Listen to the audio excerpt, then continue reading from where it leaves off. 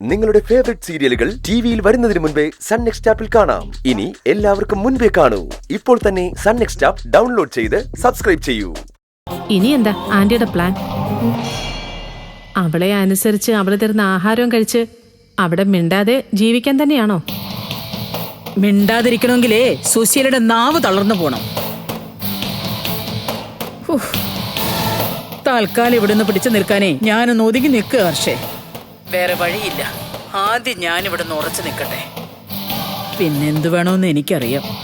ഉറച്ചു നിൽക്കുമ്പോ സ്വന്തം മക്കളെ കൂടി ചേർത്ത് നിർത്താൻ നോക്കണം ആന്റി. അവര് കൂടെ ഉണ്ടാവുമെന്ന് ഉറപ്പ് വരുത്തിയിട്ടെ ഇനി അവൾക്കെതിരെയുള്ള നീക്കം തുടങ്ങാവൂ. ആ, അത്രയേ ഉള്ളൂ ഹർഷേ. ഇപ്പൊ തന്നെ എന്റെ മകൾ എന്റെ കൂടെ നിൽക്കുമെന്ന് എനിക്ക് ഉറപ്പുണ്ട്. ബാക്കിയുള്ളവരെ പേടിച്ചാ അവളൊന്ന് വിട്ടു നിൽക്കുന്നു. പിന്നെ സത്യനെ ഞാൻ പ്രതീക്ഷിക്കുന്നില്ല. അവനെന്നെ കൂടുതൽ വെറുക്കുകയും അവഗണിക്കുകയും വേണം. അപ്പോഴേ ഇന്ദ്രൻ എന്നോട് സഹതാപവും സ്നേഹവും തോന്നും. അവൻ എന്റെ വരുതിക്ക് വന്നാ പിന്നെ സുശീലയ്ക്ക് വേറൊന്നും നോക്കാനില്ല. എന്തായാലും ഇന്ദ്രന്റെ പ്രീതി സമ്പാദിക്കാൻ വേണ്ടി അനുപമയുടെ മുമ്പില് ആന്റി വല്ലാതങ്ങ് വിധേയത്വം കാണിക്കൊന്നും വേണ്ട.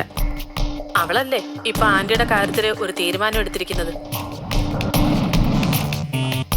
അപ്പൊ പിന്നെ അതിൽ ആന്റിക്കുണ്ടാകുന്ന അഭിപ്രായങ്ങളും പരാതികളും ആന്റി പരസ്യമായിട്ട് തന്നെ പറയണം.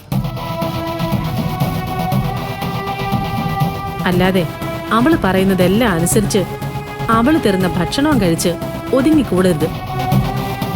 അവള് ചെയ്യുന്ന കാര്യങ്ങളിൽ ആന്റിക്ക് അപ്രിയങ്ങൾ ഉണ്ടാവണം. അത് അപ്പൊ തന്നെ പ്രകടിപ്പിക്കുകയും വേണം.